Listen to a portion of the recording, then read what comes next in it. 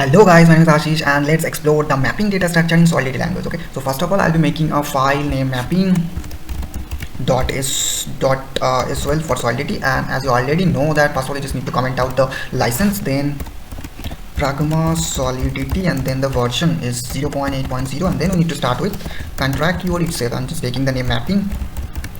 And yeah, I just want to mention that if you're familiar with any one of the programming language like Java, JavaScript, C++, then you are already familiar with what is mapping. So yeah, basically the mapping is a spatial data structure, okay, that can help us to store a key and value as a pair. Okay, so yeah, so we can say that yeah, it's going to help us to bind a specific value for a specific keyword, and that is going to help us to get a value very efficient way. So let's say how we can use the mapping data structure in the Solid language. Okay, so first of all we just need to declare the mapping keyword itself. So mapping, and then within the first bracket we just first of all we just need to declare the data type for key, because we already said that it is going to store key and value as a pair. So the data, I'm just taking the data type for key as unsigned integer. Then we need to use this kind of array, and then we need to specify the data type for our value. I'm just going to string, I'm just going to take the string as a data type for our value, and then we just need to declare just need to take a name for this data type. Okay, so I'm just taking people as the variable name. Okay, so yeah, also the thing is that yeah, we can, okay, so now we're making two functions. Okay, one is to add a person in this data structure, and another one is to get a particular person, okay, from this mapping data structure. Okay, let's function,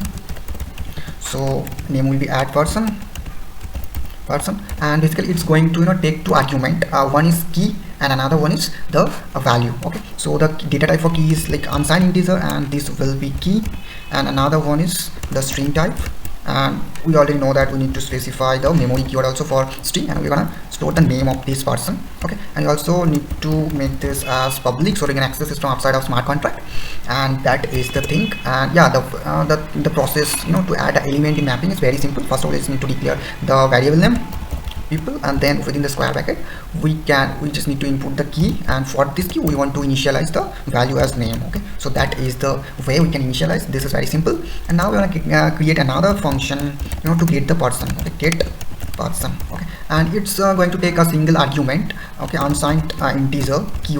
Okay, and with the help of this key we are going to get the value associated with this key. Okay, so I just need to make this public so we can access it from outside, and we're going to read the value within this map data structure. So yeah, we need to use the view keyword, and I'm going to return the string type. So returns, okay, it's not returns, and then return type will be string, and for string we need to specify the memory keyword also.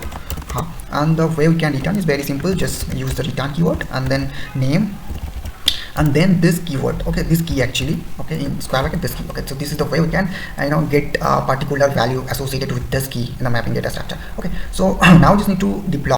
So yeah, we're just getting two buttons, one is to add, another one is to get. Okay, so yeah, we just first of all we need to add the key. First of all we need to add key. So key is, I'm making 0 as a key, and then we just need to add the string, the name of the person which will be associated with this key. I'm just taking Ashish.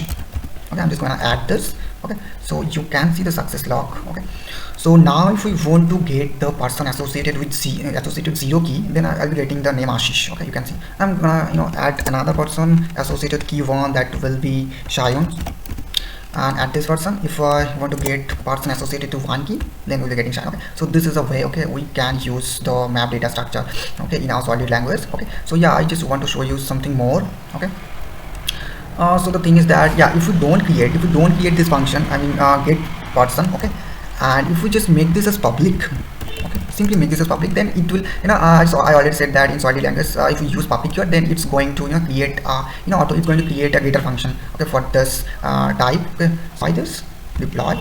Okay, and if we click on the result, okay, we'll be able to see two methods also, two buttons also. This is people. Okay, this is now we are able to access this. Okay, and this is the same thing. Like first of all we just need to input the key. I'm just taking 1 as a key, and taking value for this key is Ashish. Okay, if we just add this person, if we just input this 1, okay, then click on people, you can able to see that it is giving also Ashish. Okay, so yeah, either we can use a specific function, or you can also use the public keyword to get a default getter function with the help of Solid language itself. Okay, so this is the way. Okay, so yeah, you can see that this is the way we can use the mapping data structure in a Solid language. Okay, so I think you enjoy the video, and that's all for today's video, and thank you for watching. Bye bye, see you very soon.